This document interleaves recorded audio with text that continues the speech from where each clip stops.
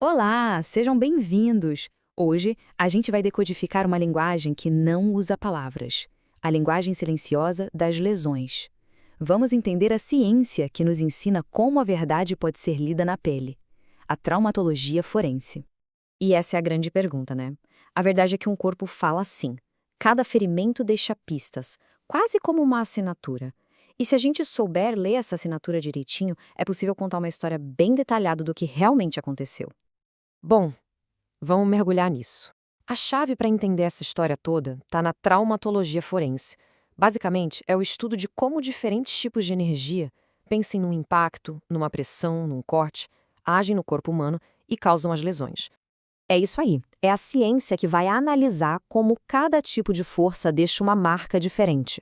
Cada instrumento, cada impacto tem um jeitinho único de escrever a sua passagem pelo corpo.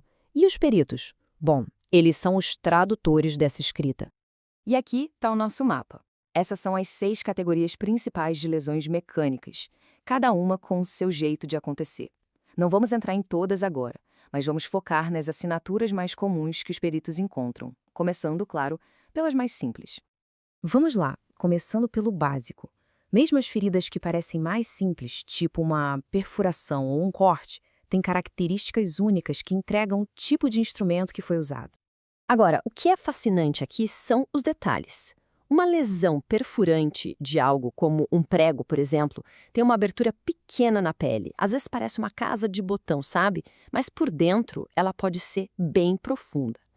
Já a lesão cortante de uma lâmina, ela é linear, retinha e tem o que a gente chama de cauda de escoriação. É uma marquinha sutil no final que mostra exatamente a direção do corte. É um detalhe mínimo, mas que conta muita coisa.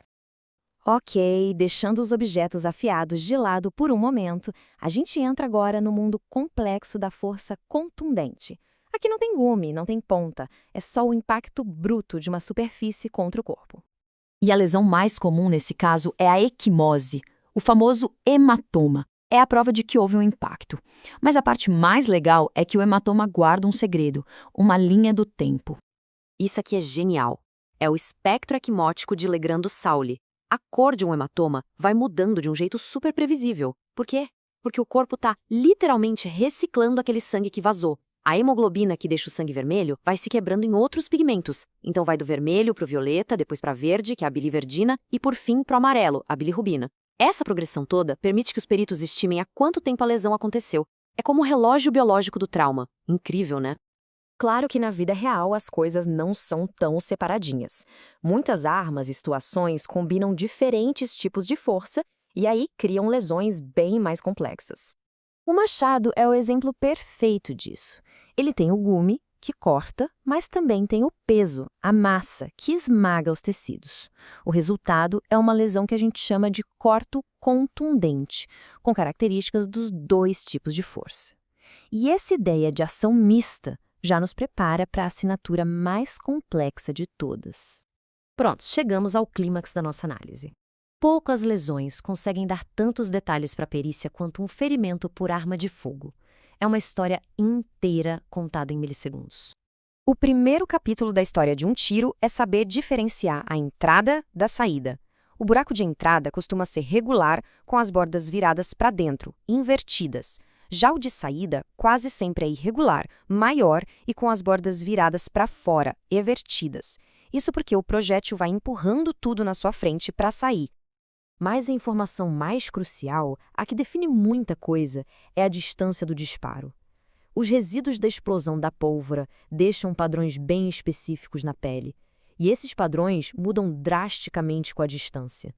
No tiro encostado, especialmente sobre um osso como o crânio, os gases da explosão entram debaixo da pele e a expandem de dentro para fora. O resultado, uma ferida em formato de estrela, chamada câmara de mina de Hoffman. Além disso, pode ter fuligem direto no osso, que é o sinal de Benassi. E pasmem, às vezes a própria marca do cano da arma fica impressa na pele, o sinal de Ver-Gartner. São sinais que não deixam dúvida do contato direto. A curta distância, a história já é outra. Aqui temos 2 sinais clássicos. A zona de esfumaçamento, que é um depósito de fuligem que sai se a gente limpar, e a zona de tatuagem, que são grãozinhos de pólvora que não queimaram e ficam cravados na pele. Esses não saem com lavagem. A presença e o tamanho dessas zonas ajudam a estimar a distância com bastante precisão. E nos tiros à distância? Bom, aí a ausência de evidência se torna a própria evidência. Não tem esfumaçado, não tem tatuagem. Por quê? Porque os resíduos se espalharam no ar antes de chegar no alvo. O que sobra são só os efeitos do projétil mesmo, a orla de escoriação, que a rotação da bala causa ao furar a pele, e o halo de enxugo, que é onde o projétil literalmente se limpa na pele ao entrar. No fim das contas, o que tudo isso mostra é que a traumatologia forense é muito mais do que só examinar feridas. É uma busca meticulosa, detalhista pela verdade. Da cauda de um corte, passando pelo espectro de cores de um hematoma, até a tatuagem de um tiro, cada lesão tem uma assinatura própria.